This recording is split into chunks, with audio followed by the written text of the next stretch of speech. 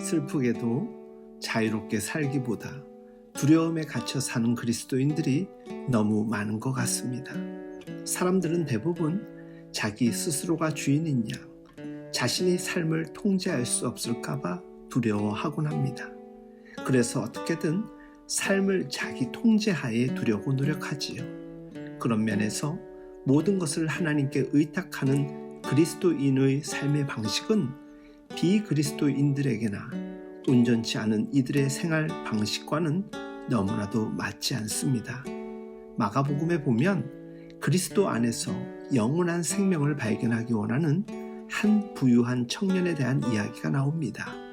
그는 진정으로 영적 열망에 불타서 예수님께 달려가 그 앞에 무릎을 꿇습니다. 그리고 이야기합니다. 선한 선생님이여, 내가 무엇을 하여야 영생을 얻으리까? 이렇게 여쭙게 됩니다. 그러나 예수님은 그가 가장 많이 고민하고 힘들어하는 부분을 끄집어내셨습니다. 바로 재물이었습니다. 그러나 재정 문제에 관한 한 그는 하나님을 신뢰할 수 없었습니다. 사람들이 말로는 하나님을 신뢰한다고 하면서도 실제로 그러지 못하는 데에는 여러 가지가 이유가 있습니다. 삶을 자기가 통제하고 싶어서일 수도 있고, 무언가에 중독되었거나 세상을 너무 사랑하여 거기에 지배받느라 그럴 수가 없는 것입니다. 이런 사람들은 자기가 그 무언가의 노예로 살고 있다는 것을 깨닫기까지 절대로 하나님을 온전히 신뢰할 수 없습니다.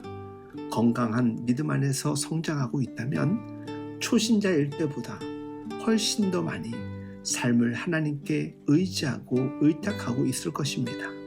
결코 넘겨드릴 수 없을 것 같던 영역도 하나둘 하나님께 기꺼이 내어드리게 되는 것이지요.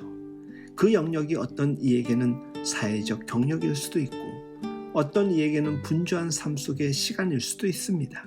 또 어떤 이들에게는 이기적 자아를 넘는 봉사와 섬김이기도 합니다. 그러나 많은 이들은 재물일 경우가 많습니다.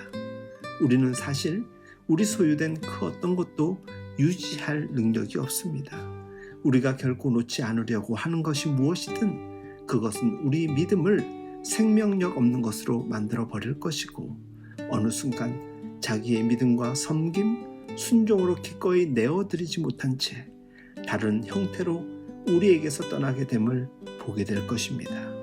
주 안에서 사랑하는 여러분, 스스로에게 물어보십시오.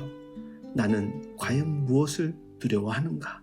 여전히 내가 주인인 양 꼭 붙잡고 내어놓지 못한 것이 어떤 것일까라고 자문해 보십시오. 올 한 해도 하나님의 부요와 풍요를 누리되 마땅히 우리의 그 무언가를 기꺼이 드림으로 진정한 자유함을, 복된 헌신과 섬김의 삶을, 썩어지는 미랄의 삶을 사시길 예수님의 이름으로 축복하며 응원합니다.